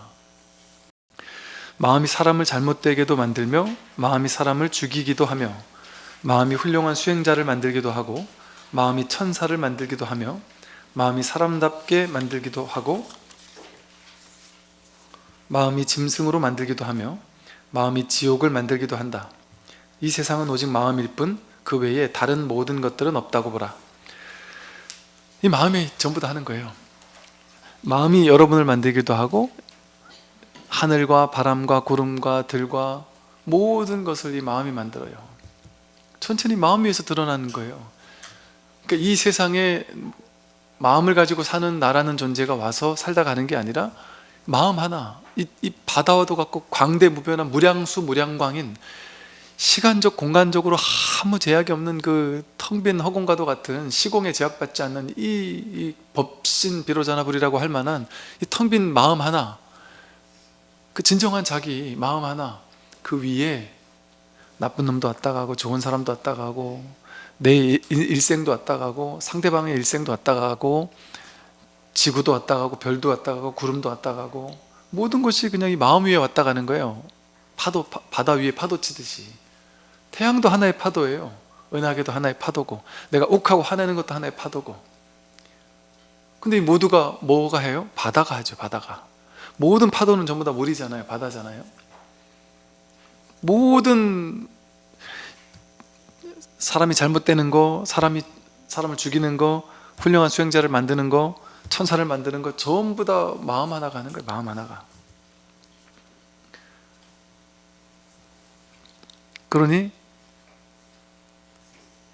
이 물결이 이 물결과 이 물결이 있는데, 이 물결을 보고 야, 쟤는 키도 크고 잘생기고 멋있네, 난 이렇게 조그맣고, 야, 난 볼품 없는데. 제가 옛날에 얘가 이렇게 올라올 때가 있었을 거 아니에요? 얘가 옛날에 나랑 비슷했는데 지금 얘는 이렇게 크고 나는 요 모양이네. 그러면서 갑자기 순간 쟤는 내 경쟁상대인데, 옛날엔 나만 했는데 지금 나보다 더 커졌어. 막 짜증나 죽겠는 거예요. 쟤만 보면 화가 나고 분노하고, 그러다가 너무 분노하면서 괴로워 안 되겠는 거야. 여기 위에 있으면서 막 물방울 하나 떨어뜨리니까 막 짜증도 나고, 너무 화가 나가지고 안 되겠다, 저놈을 내가 죽여야 되겠다. 그래가지고 물로 칼을 만들었어요. 물로 칼을 만들어가지고 이 파도를, 작은 파도가 물로 칼을 만들어가지고 이 파도를 싹 잘라버렸어요. 싹 잘라버려서 얘가 다시 물이 됐어요. 잘못이 있습니까? 파도에서 보면 잘못이 있죠? 얘가 나쁜 놈이죠. 이게 살인마 아니에요, 살인마. 근데 얘도 물이고 얘도 물이고 칼도 물이고 자르는 것도 물이고, 물을 벗어난 일이 없어요. 사실은 진실은 그와 같아요. 진실은 그와 같아서 세상에는 선악이 따로 없어요. 좋은 놈 나쁜 놈이 따로 없어요. 사실은 근원에서는, 겉에서 인강보에서는 좋은 놈 나쁜 놈 다 있으니까 걱정 안 해도 돼요. 그는 인강보가 응징을 할 거예요. 그러니까 그건 걱정 안 해도 되는데, 그 본질을 얘기를 하는 거예요. 본질에는 선악이 없고 좋고 나쁜 놈이 없어요. 전부 다 하나의 물뿐이에요. 하나의 부처뿐이에요. 듣기시겠지만 심지어 김정은, 푸틴도 하나의 물이란 말이에요. 물에서 나온 거예요, 나쁜 놈도. 그러니까 여기서 마음이 나쁜 놈도 잘못되게도 만들고 사람을 죽이기도 하고 훌륭한 수행자도 만든다 그러잖아요. 이게 다 마음이 하는 거예요. 부처는 그 사람의 모양을 보는 게 아니고, 상을 보는 게 아니고 그 본질의 마음을 보는 거예요. 그러니까 앙굴리마라 같이 천하의 나쁜 놈 연쇄살인마도 가서 구제를 해주는 이유가 뭐겠어요? 그 모양을 보는 게 아닌 거예요. 그 사람의 근본 성품을 보는 거죠. 그러니까 우리가 일체 중생을 근원에서는 용서해 줘야 되는 거예요.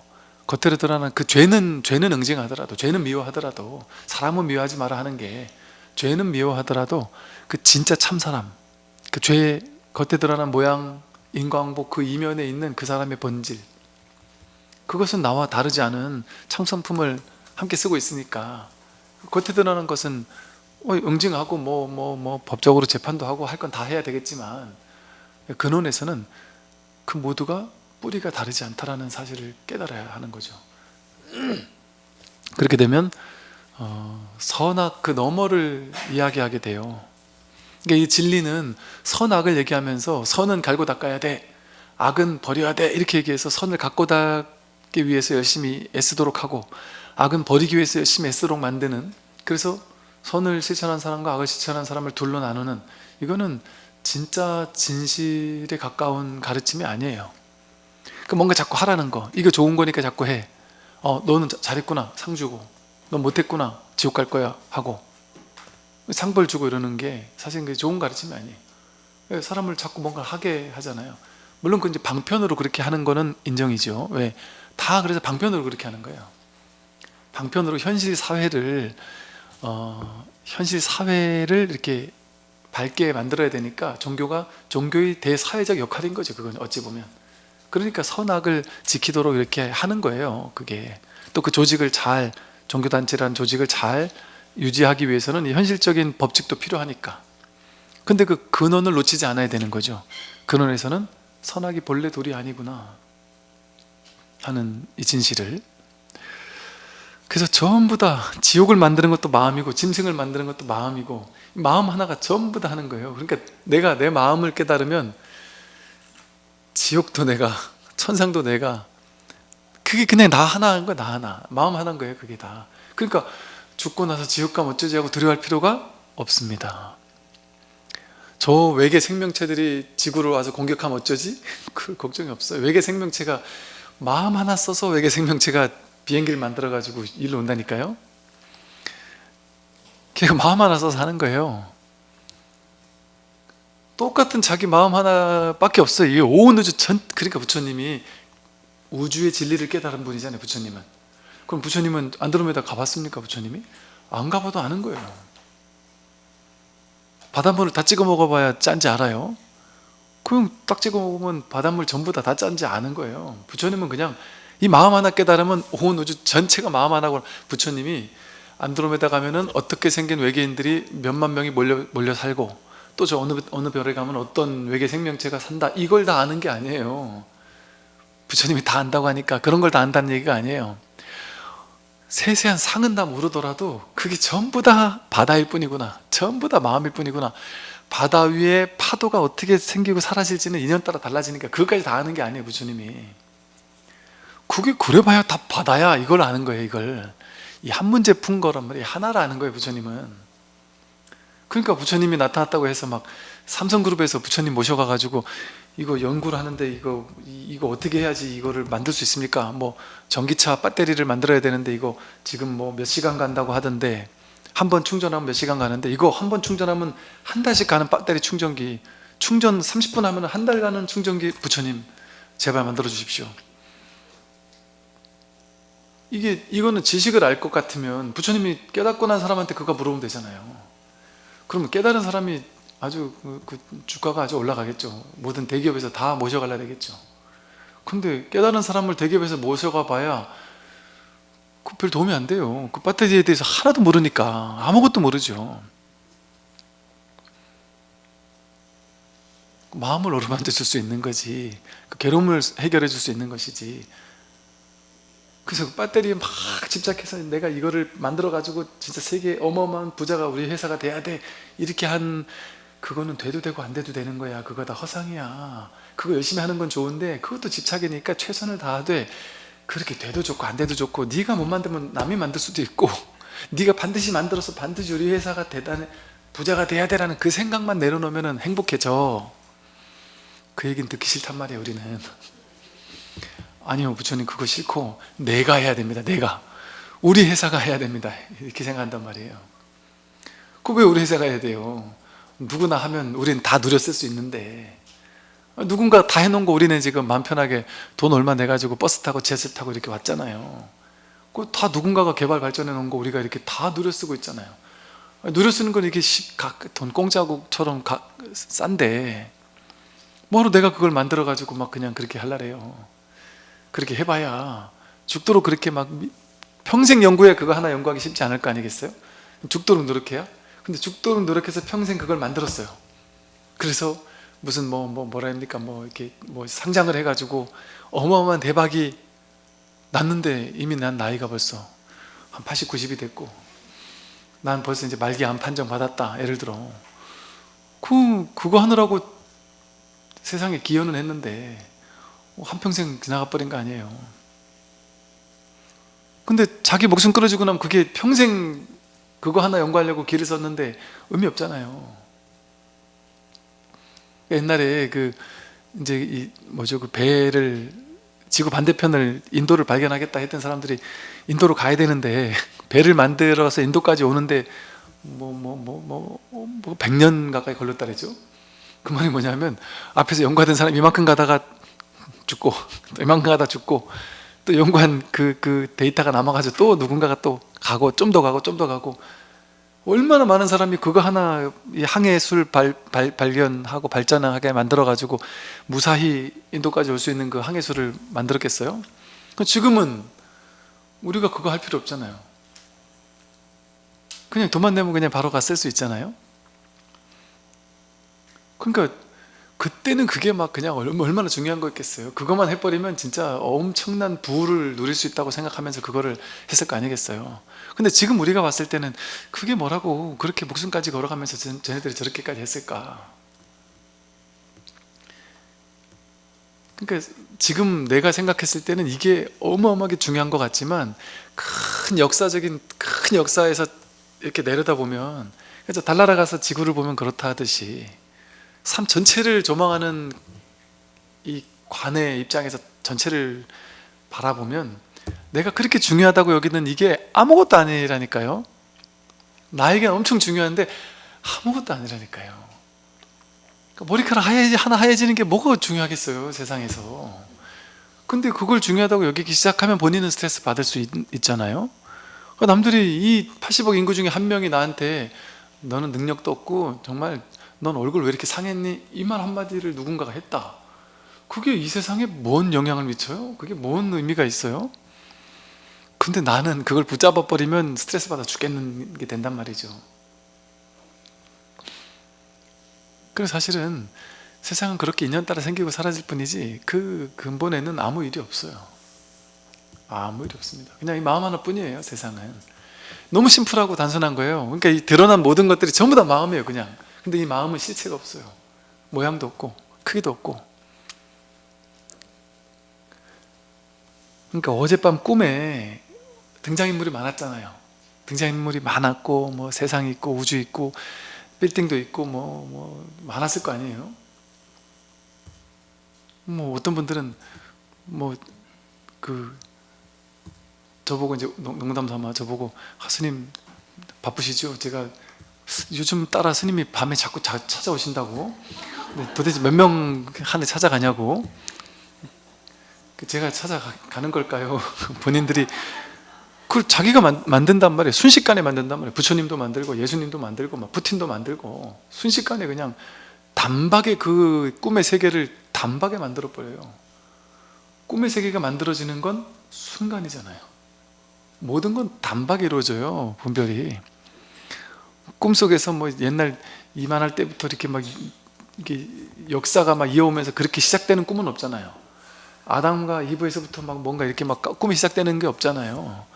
그냥 꿈 시작하면은 세상이 자기가 분별한 세상이 탁 나타났다가 꿈에서 딱 깨버리면 그 세상이 일시에 사라져 버리잖아요. 그게 다 꿈속에 있을 때 남인 것 같고 다른 존재인 것 같잖아요. 그런데 그 꿈속에 있던 그 모든 존재가 명백하게 그때는 진짜인 줄 알았는데 명백하게 내 마음 하나잖아요. 내 마음이 이게 꿈으로 드러난 거잖아요. 그러니까 꿈이 약간 이런 역할을 한다 그래요. 이건 뭐 그렇게 뭐 정리하라는 얘기는 아니고요. 꿈이 드러나는 것은 나에게서 어떤 해소되어야 할, 어떤 해결되어야 할 어떤 쌓여있는 어떤 업 같은 것들이 좀 이렇게 뒤죽박죽 되어서 이제 막 이렇게 드러난다 뭐 이런 얘기를 하는 사람도 있고, 또 어떤 큰 현실에서 약간 예지몽 같은 거를 하는 경우는 이럴 수 있다 그래요. 이게 너무 충격이라 이 사람이 너무 큰 충격을 받을지 모르니까 약간, 또 우리가 기억나는 꿈이 있지만 기억 안 나는 꿈도 있다는 거죠. 기억 안 나는 꿈 속에서 그 충격을 미리 몇 대 얻어맞고 있다는 거죠. 그래서 약간 좀 이렇게 단련이 돼 가지고 이제 현실이 탁 드러난 뭐 이런 얘기를 하는 사람도 있더란 말이죠.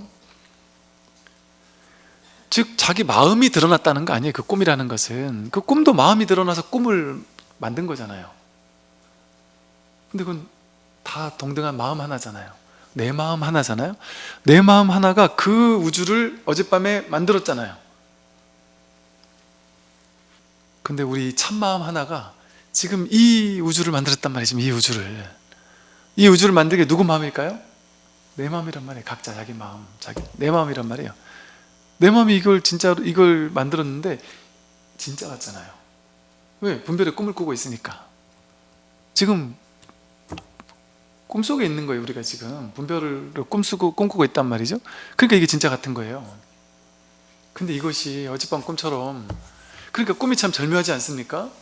매일 밤 이렇게 힌트를 주는 거예요. 진리에는 이런 거다라고 힌트를 이렇게 명백하게 매일 밤 꿈이 힌트를 주고 있는데 우린 그거를 모르고 살았단 말이에요. 매일 밤 꾸면서도. 이게 그대로 꿈이고 이게 그대로 둘이 아니에요. 마음 하나예요. 여러분이 마음 하나고 제가 마음 하나고 우리 모두가 같은 마음이에요. 같은 꿈이고 같은 마음이에요. 다르지 않아요. 근데 꿈속에 있을 땐 내가 저 사람하고 얘기했어, 내가 저쪽에서 뭐 엄청난 큰 소음을 들었어 이러잖아요. 꿈속에서 막 번개도 치고 난리가 났어 이러잖아요. 근데 꿈을 깨고 나서 그 꿈을 가만히 떠올려 보면 어때요? 내가 만난 이 꿈의 우주 전체가 뭐랄까 이렇게 통으로 보이지 않아요? 통으로 보이고 통으로 경험되고 그 내 마음 안에서 번개도 쳤고 빌딩도 있었고 사람도 있었고 이 사람도 있었고 저 사람도 있었고 막 비행기를 타고 여기서 저기도 왔다 갔는데 그게 전부 다 꿈속에서 일어난 일이었죠. 그냥 꿈 아니었단 말이에요. 꿈 안.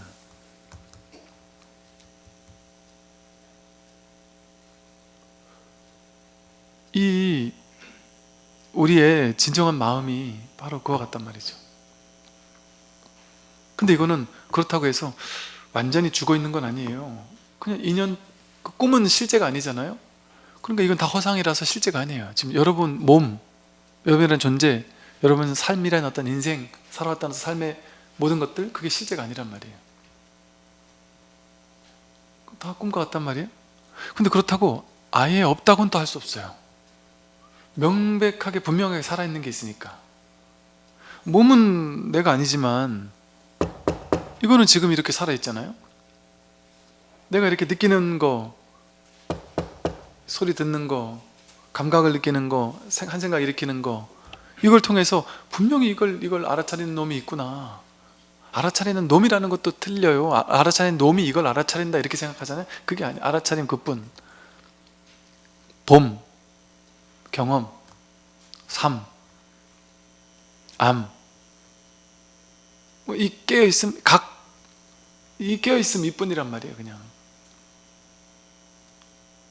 이 마음 하나가 이렇게 드러난단 말이죠. 공적하지만 영지, 소성야하게 아는 마음으로 이렇게 드러난다. 그 다음을 볼게요. 모든 것은 마음을 따라 이루어진다. 모든 것은 마음을 따라 이루어져요. 사악한 마음으로 말을 하거나 행동을 하면 괴로움은 그 사람을 따라다니고, 반대로 깨끗한 마음으로 말을 하거나 행동을 하면 행복과 보람이 그 사람을 따라다닌다. 이거는 이제 어찌 보면 마음에서의 분별을 하는 마음을 이렇게 설명을 하는 거예요. 우리 분별심, 분별의식이 그러니까 우리 불교에서는 이제 그 출세관에 대한 마음을 깨달아라 이런 얘기도 하지만 이런 법문도 한단 말이에요. 자기 중생심, 분별심, 마음을 어떻게 쓸 것이냐, 현실에서 어떤 마음 쓰고 살 것이냐 이 얘기를 한단 말이에요. 왜냐하면 이 꿈을 꾸는데 기왕 꿈을 꿀고 악몽을 꿀 필요는 없잖아요. 기왕 꿈을 꿀 거면 꿈속에서 너무 괴로워하면서 살 필요는 없을까요? 있을까요? 여러분 예를 들어 악몽을 꾸는 게 좋은 걸까 나쁜 걸까요? 사실 별 상관없지 않나요? 막 꿈속에서 악몽 좀 꾸면 어때요? 그 꿈인데, 그죠? 꿈속에서 내가 좀 괴로워하면 어때요? 꿈속에서 누군가 괴로운 사람이 있었어요. 그거 좀 괴로워하면 어때요? 어차피 큰 상관없지 않나요? 사실 그 꿈이니까. 그러니까 지금 우리는 깨인 입장에서는 그 꿈, 그건 뭐 상관없다 이렇게 상관없잖아요. 근데 꿈속에 있을 때는 엄청 심각했지만, 그러니까 부처님이 깨닫고 나서 굳이 내가 법문을 설하지 말아야 되겠다. 이 사람들이 뭐 알아들을 수도 없을 것이고, 꿈속에 있는 사람이 이거 꿈이야, 마음 하나가 진짜야 이렇게 얘기하면 그 꿈속에 있는 사람이 아이고 감사합니다 이렇게 하겠어요? 미친놈 보듯이 하겠지. 부처님이 봤을 때,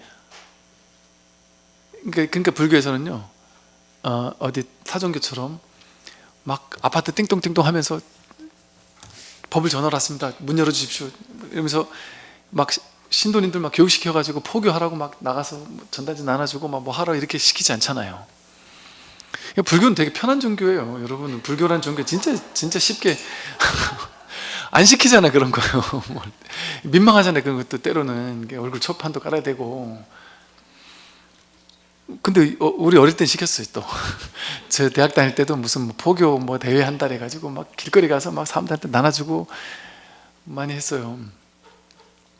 근데 이제 그걸 굳이 안 하잖아요. 불교가 굳이 안 하는 이유가 있단 말이에요. 저 사람이 괴로워하는 거를 좀 이걸 굳이 해주면 좋겠다 하는 책임지심, 어떤 이렇게 자비로운 마음은 있죠. 근데 그래서 최선을 다해서 하긴 할 수 있단 말이에요.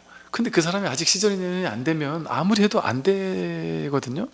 그럼 그냥 냅둬요. 그냥 따라 뭐 왜 냅두겠어요? 이게 실질적인 괴로움은 안 냅두죠. 어떤 일이 있어도 얘가 아무리 싫어해도 이걸 끄집어 가지고라도 쇠고랑을 차서라도 극락세계로 딱 갖다 놔버리겠죠.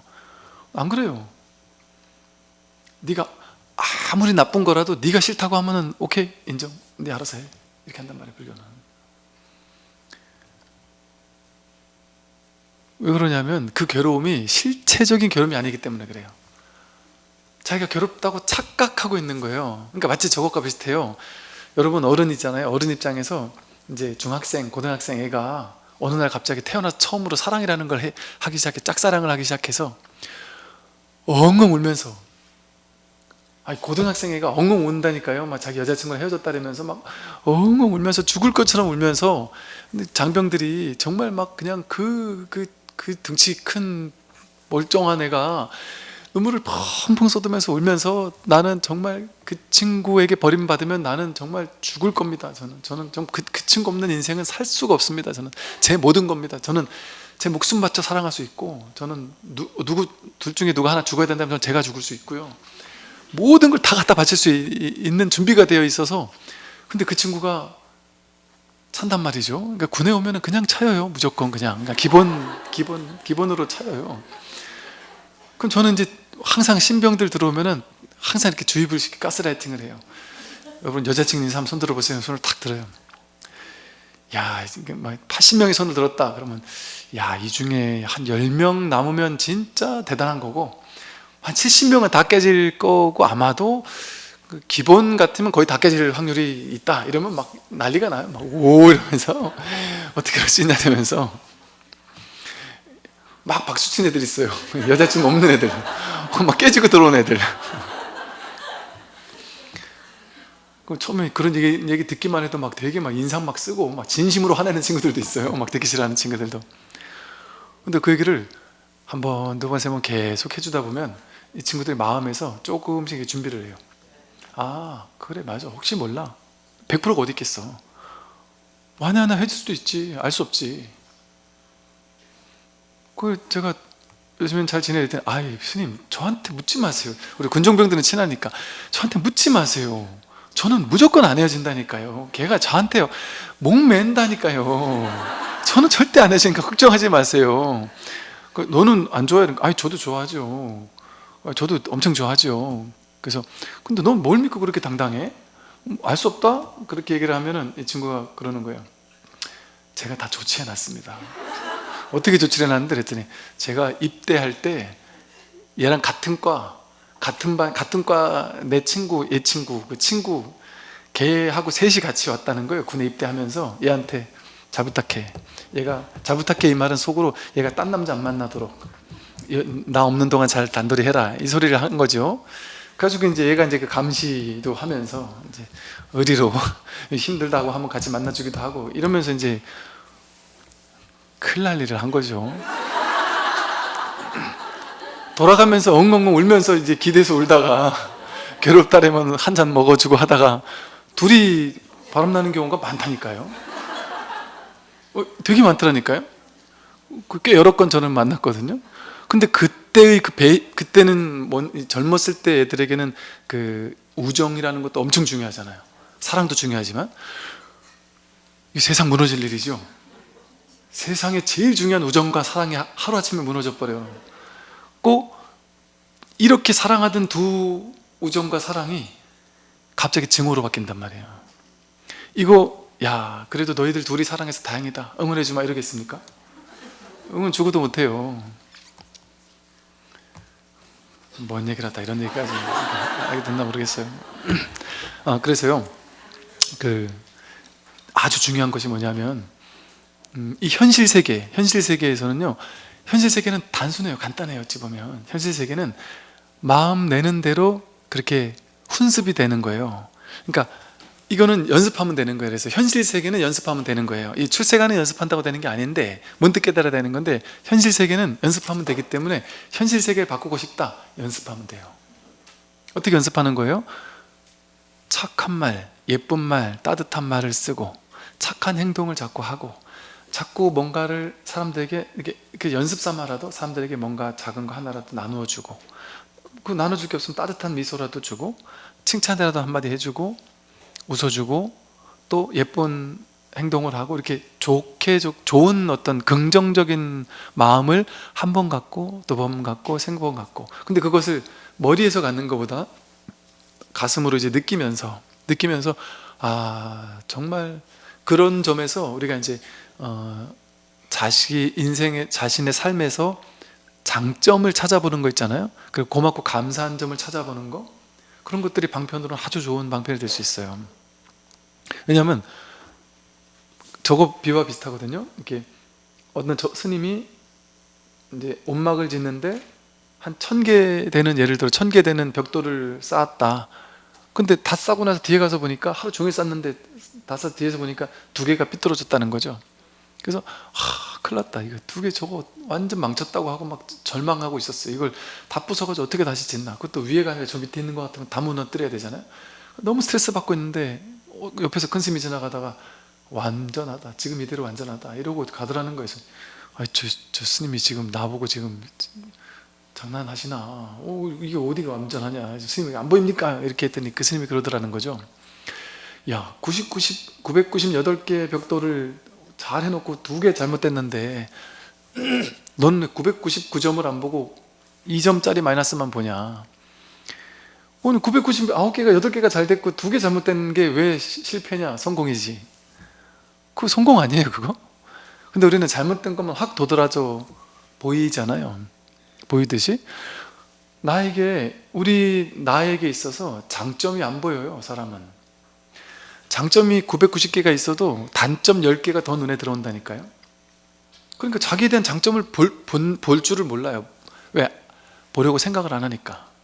그건 누구나 다 있는 건데 그게 뭔 장점이야, 이렇게 생각해요.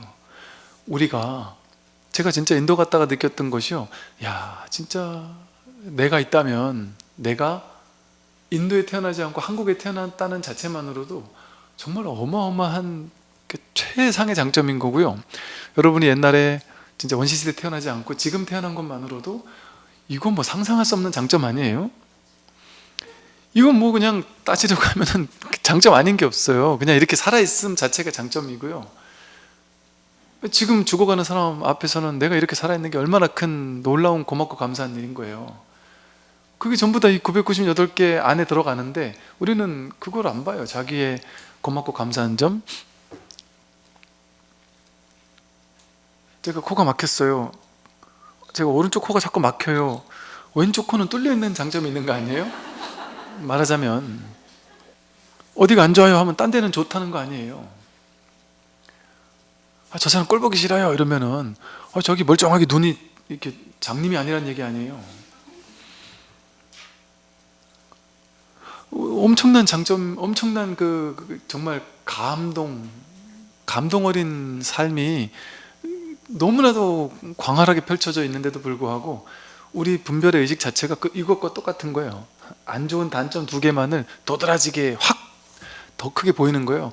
우리 몸에 아무도 그 사람 머리에 흰머리 하나 있는 거 안 보잖아요. 아무도 관심 없잖아요. 근데 아무도 관심 없고 전혀 보이지도 않는데 본인이 돋보기 가지고 어렵게 찾아낸 그 요만한 흰머리 하나 때문에 나는 스트레스 받는 거예요. 갑자기 우울해지는 거예요. 이렇게 덩치 큰 존재가 요만한 거 하나로 갑자기 우울해진다니까요. 그럴 필요가 있느냐 말이에요. 그게 다 자기 마음이 하는 일이잖아요. 그러니까 있는 그대로를 안 보니까 내 마음이 만들어낸 과도한 어떤 단점들이라든지 내가 의무부여한 것들, 그런 것이 더 크게 다가오는 거예요. 그러니까 이것만 크게 보이지 나머지 큰 행복들은, 진정한 행복들은 없는 것처럼 보이는 거예요. 내가 거기에 의미부여를 딱 해놨으니까.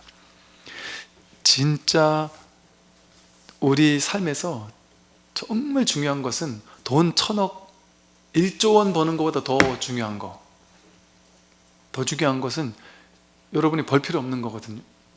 이미 갖추고 있는 거거든요. 여러분 1조 원 가질래? 이거 가질래? 하면은 100% 여기 있는 분 전부 다 이거 가질래래요. 자기한테 다 있는 거. 1조 원 가질래? 아니면은 숨 쉴래? 이러면 뭘 선택하겠어요? 1조 원이 뭔 중요해요? 숨 쉬지. 숨을 지금 쉬지 못하는 누군가가 보기에는 숨 쉴 수 있다는 것만으로 얼마나 큰 축복이겠어요? 1조 원 따위는 내 숨 쉬는 이 기쁨에는 미치지도 못하는 거예요. 물이 없는 시대나 목이 말라서 사막에서 죽어가는 사람에게는 이 물 한 모금 있으면 내 전 재산과도 바꿔요. 근데 사람의 인연이라는 게 신기해서, 스님 그렇게 비유가 이렇게 좀, 스님은 항상 보면 좀 극단적이고 적절하지 않은 비유를 씁니다, 이렇게 얘기를 하는데, 그게 살다 보면 알 수 없더라니까요. 제가 인도에 가기로 하면서, 인도에 가면은 물도 잘 먹어야 된다, 뭐 이런 온갖 얘기를 들어가지고, 이제 인도에 가서는 열심히 물이 없을 때 물을 어떻게 사서 먹고 이걸 잘했어요. 정작 인도에 가서는 물 때문에 고생한 적이 한 번도 없어요.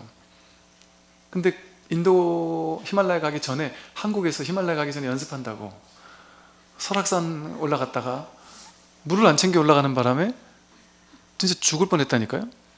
열 몇 시간을 걸어야 되는데, 그 한여름에 아무도 없는데 물이 없어도 나는 괜찮겠지, 왜냐면 한여름 그렇게 뜨거울 때는 안 가봤거든요. 근데 내가 그걸 깨닫게 하려고 했는지, 제가 산에 입구에서 물 사가지고 올라가야 되는데, 입구에서 편의점에 들어가야 되는 그 타임에 전화가 온 거예요. 중요한 전화가. 전화 받다가 전화 끊고 나니까 벌써 중턱이 올라와 있는 거예요. 그땐 이미 늦은 거예요. 이제 물 사러 못 가는 거예요. 가지고 에이 뭐 우습게 봤죠. 야, 후다닥 가면 되지, 내 체력 하나는 뭐 타고났는데 뭐 후다닥 가면 되지 하고, 후다닥 8시간 9시간을 가면 되지 생각한 거예요. 그랬다가 진짜 죽을 뻔했거든요. 그래서 그때 느낌이, 와, 내가 히말라야 가서 죽는 게 아니고 이렇게 평범한 오후에 이렇게 평범하게 조금 전까지 그냥 아무 일 없이 이렇게 있던 사람이 이렇게 죽을 수 있다는 게 너무 어이가 없는 거예요. 난 아직 할 일이 많이 남았는데 정말 너무 어이가 없더라고요. 야, 내가 이렇게 죽나? 내가 이렇게 누워가지고 있으면서도, 누워서 내가 이렇게 길에 누워 있으면 사람 지나가다가 무서울 테니까 그냥 저 뒤에 바위 뒤에 숨어서 죽어야 되나? 그 생각이 올라오는 거예요. 진짜 희한하게. 남들 놀래키면 안 되니까, 이게 또 내가 이렇게 막 이렇게 썩어가는 게 남들 보면 좀 그러니까, 저 뒤에 가서 죽어야 되나? 여기서 죽어야 되나? 그 생각을 하다가, 야, 내가 진짜 죽긴 죽을래나? 그때 느낀 게 참 신기하더라고요. 야, 사람이 이게 똑같은 거 아닙니까? 여러분이 이것과 똑같지 않나요? 이게 어이없는 비유라 그러겠지만, 그건 스님 이상한 거지 이렇게 생각하겠지만, 이게 뭐가 똑같으냐 하면, 우리는 평화로운 오후에 평화롭게 운전을 해서 집에 갔다가 뭐 마트 갔다 집에 갔다 맨날 하잖아요. 그게 평화로운 오후지만, 어느 날 갑자기 누가 술 취한 사람이 와서 내 차를 박을 수도 있잖아요. 그럼 갑자기 죽는 거 아니에요? 그거 똑같잖아요. 인연이 화합해버리면 이 평화로운 시대라고 해서 죽는 일이 벌어지지 않지 않는단 말이에요. 인연이 화합하면 뭔 일도 벌어질 수 있는 거예요. 그 인연에 달려있지 나에게 달린 일이 아니에요. 그거는 내가 아무리 준비를 잘한다고 해서 그 준비 잘한다고 되는 일이 아니더란 말이죠. 이렇게요. 뭐랄까, 그래서 현실에서 살 때는 그냥 단순해요. 나의 정말 고맙고 감사한 것을 자꾸 보고 감사해하고 감동하고, 작은 꽃 한 송이를, 제가 가장 큰 감동은 저거였다니까요. 꽃 한 송이에서 느껴지는 그 감동, 하늘을 바라볼 때 그 감동. 그러니까 저는 참 제가 참, 야, 공부가 좀 덜 됐다 하고 엊그제 망상을 또 이렇게 부려본 게, 내가 이게 공간에서 아직 해탈을 좀 못했나 보다 싶은 게, 그 부산에 햇볕 한 점 안 들어오는 그 제 골방에 앉아가지고 이렇게 매연 냄새 맡고 소리 뭐 올라갔다 내려갔다 하는 소리 맨날 들어가면서, 그러고 한 2년을 이렇게 밖에 나가면 다 이게 이게 아파트니까 사람들 많고 하니까 그냥 나가기도 이 족쇄 같아요, 옷이. 그래서 나가기도 뭐 하고, 그 안에 이렇게 같이 살다가 이 상주에 있으니까, 와, 정말 너무나도 아름답고요. 매일 아침이 정말 너무나도, 정말 이렇게 그냥 아무것도 안 하고 있어도 그냥 이렇게 음악이 들리는 것 같고, 정말 저녁 때 이렇게 해 저무는 풍경이 너무나도 아름답고, 호수 주변이 너무나도 아름답고요. 옛날에 진짜 월든을 쓴 그 소로가 이런 느낌이었겠다는 생각이 들고, 그 밤에 이제 불을 다 꺼놓고 밖에 나가면 정말 그 별들이 너무나도 아름답고, 정말 야, 이거는요 어떤 그 현실적인 성취에서 오는 기쁨, 뭐 돈이 많은 데서 오는 기쁨, 뭐 맛있는 음식을 먹는 데서 오는 기쁨, 이런 어떤 감각적인 욕망을 충족하는 데서 오는 기쁨, 그것과는 차원을 달리하는 어떤 감각이에요.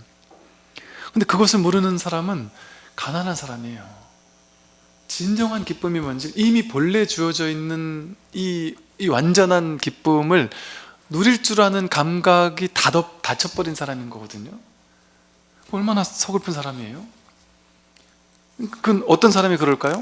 탐진치 삼독에만 사로잡혀서 탐내는 거, 충족되는 거에서만 기쁨을 느끼지, 이미 본래 있는, 이렇게 드러나 있는 자연에서 기쁨을 못 느끼는 거예요.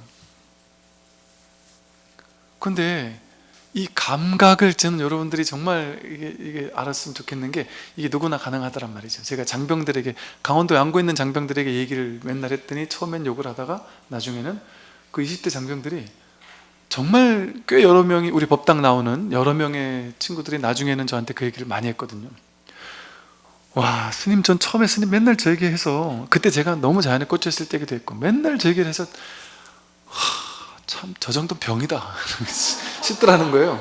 맨날 좀 뭐 우리한테, 내가 아무리 봐도 이게 뭔 좋지가 않은데 맨날 저렇게 얘기를 하니까, 그러다가 이제 이게 나중에는 이게 듣다 보니까 자기도 모르게 이제 이게 가스라이팅이 확실히 된 거죠. 근데 어느 날 문득 그 아름다움이, 아, 그 스님이 얘기했던 게 이거구나. 그래서 뭔가 모르게 이게 그냥 어떤 아름다움이 느껴지더래요. 그럼 그 느껴보지 못한 어떤, 와, 이게 이렇게 아름다울 수 있구나, 자연이 이렇게 아름다울 수 있구나, 해지는 게 이렇게 아름다울 수 있구나. 강원도 고성에서, 그 고성의 그 철책선이 이렇게 백두대간 이어지는 그 산 높이 이렇게 전부 다 철책선이 있어요. 그 제일 위에 딱 올라가면 그 위에 딱 초소가 있고요. 거기서 바다가, 동해 바다가 쫙 보이고요. 저쪽은 북한이 보이고 이쪽은 남한 쪽이 쫙 보이고요. 너무너무 아름답거든요. 너무너무 아름다워요. 거기에서 떠오르는 해를 매일마다 이 친구들은 보고 사는 거잖아요. 그래서 와, 너희들은 이 아름다운 풍경을 매일매일 볼 수 있다는, 더구나 너희들은 새벽에 근무를 나가야 되니까 보기 싫어도 봐야 되지 않느냐. 와, 정말 미쳤다. 어떻게 이렇게, 남들은 1년에 한 번, 평생에 한두 번 설악산 새벽부터 막 그냥 방 잡고 하룻밤 자고서 올라가가지고 막 5시간 올라가야지만 겨우 만날 수 있는 거를, 그 여운을 가지고 평생 행복한 마음으로 사는데, 너희들은 매일같이 이렇게 할 수 있으니까, 근데다가 올라갔다 내려갔다 하면서 운동도 되고, 와, 참 정말 복도 많다 이렇게 얘기했다가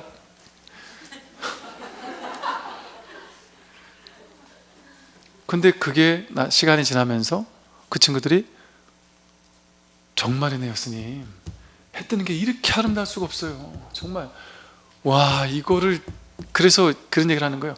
그 얘기를 저녁, 저 휴가 나가가지고 친구들 막 모였는데 막 얘기를 했대요. 그래서 친구들이 군대 가서 축구 얘기하는 것처럼 듣더래요. 그냥 되게, 아, 뭐 군대 얘기를 자꾸 그렇게 하냐고, 알았다고 막 이러고 말더래요. 가슴이 터지더라고요. 이걸 어떻게 설명할 수가 없다고. 근데 이게 처음에는 그렇게 웅장한 아름다움에서 느껴지다가요, 이 자연의 살아있는 아름다움을 만나게 되면 작은 풀 한 포기에서도, 그냥 이렇게 화창한 푸르른 하늘 속에서도, 앙상한 나뭇가지가 파란 하늘 위로 이렇게 뻗어있는 그 겨울의 그 나뭇가지에서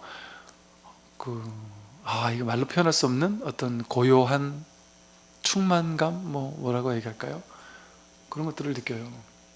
근데 그건 가장 큰 부자예요. 그건 정말 그거 이상의 어떤 풍요로움이 있을까요? 왜? 그것은 본래 구족되어 있으니까, 늘 누구나 만날 수 있는 거니까. 다만 그걸 마주할 수 있는 봄이 없는 거예요. 봄.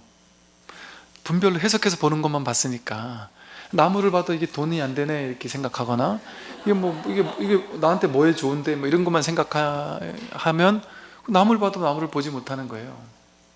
그 봄이 분별로만 보는 게 익숙해 있으니까 있는 그대로 마주하는 그 봄에서 느껴지는 그걸 모르는 거죠. 여기까지 말씀드리겠습니다. 고맙습니다.